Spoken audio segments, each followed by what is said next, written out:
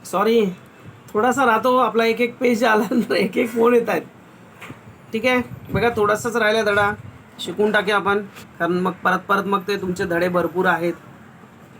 बरोबर आहे. हां, आणि तुमचा पोर्शन कमी करतायत 25%, पण तुम्हाला चॅप्टर मात्र सगळेच असणार आहेत. थोडे थोडे तुमचे कॅन्सल होणार आहेत. फक्त मराठी, हिंदी, इंग्लिशचे काही चॅप्टर्स कमी होतील. बाकीचं जो अल्जेब्रा, जॉमेट्री वगैरे जे आहेत ना, जे सब्जेक्ट आहेत त्याच्यातले फक्त काही टॉपिक्स कमी होणार आहेत. होणार सगळे, पण टॉपिक्स कमी होणार. बघू ते आपण नंतर. आपण आपलं सगळं शिकवण्याचा प्रयत्न करायचा, नंतर आपण परत रिव्हिजन करताना आपण ते घेऊ. ओके, ठीक आहे. लक्ष द्या. पहिलं सगळ्यात महत्वाचे डोकेदुखी कोण होतं बघा. रिश्तेदार जो दूसरे गांव से मिलने आते हैं, ऐसे में एक दिन एक टैक्सी कमरे के सामने आकर रुकी. उसमें से एक निकलकर एक आदमी आते ही मेरी छाती पर सिर रखे औंधा पड़े रोने लगा और कहने लगा, हाय तुम्हें क्या हो गया, कार वालों का सत्यानाश हो. मेरे दिल ने भी कहा कि मुझे जो हुआ सो हुआ, पर तू क्यों रोता है, तुझे क्या हुआ. एक टॅक्सी हॉस्पिटलच्या समोर राहिली, थांबली आणि पटकन तो हॉस्पिटलमध्ये शिरला. त्या टॅक्सीवाल्याचे पैसे पण नाही दिले, आला आणि माझ्या छातीवर रडायला लागला पडून. अरे काय त्या कारवाल्याचा सत्यानाश होऊ दे वगैरे असं तसं बोलायला लागला, रडायलाच लागला.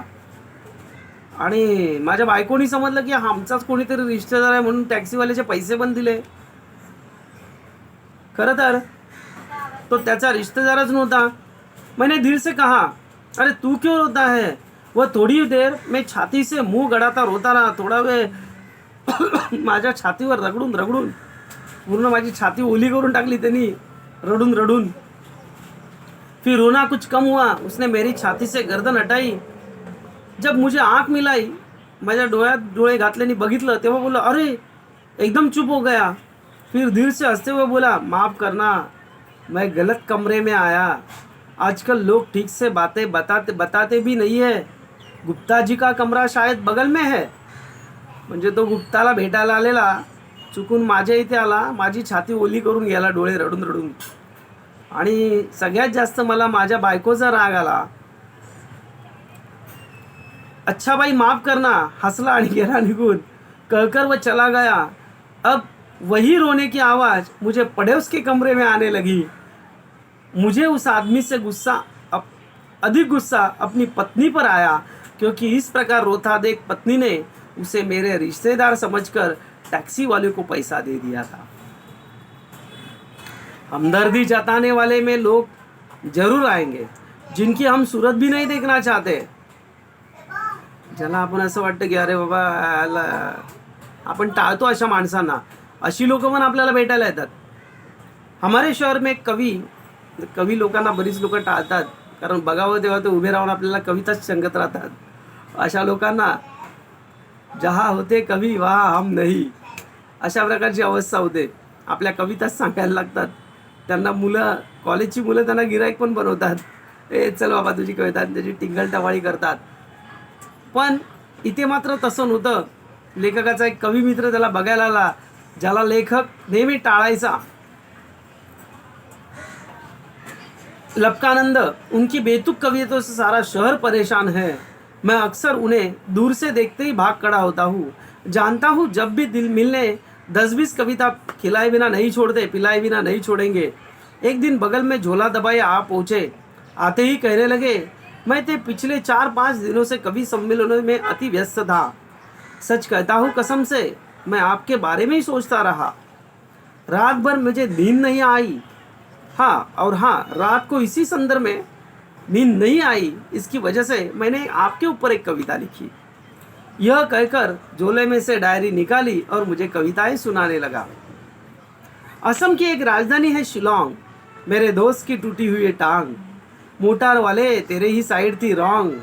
कविता सुनकर वे मुझे ऐसे देख रहे थे मानो उसकी एक आंख पूछ रही है, कहो कैसी लगी कविताएं. ऐसे मुझे पूछ रही थी. और दूसरी आंख पूछ रही हो, बोलो बेटा अब भी मुझसे भागेगा, टांग तुड़वाएगा. मैंने जल्दी से चाय पिलाई और फिर कविता सुनने का वादा कर बड़ी मुश्किल से उसे विदा कर दिया.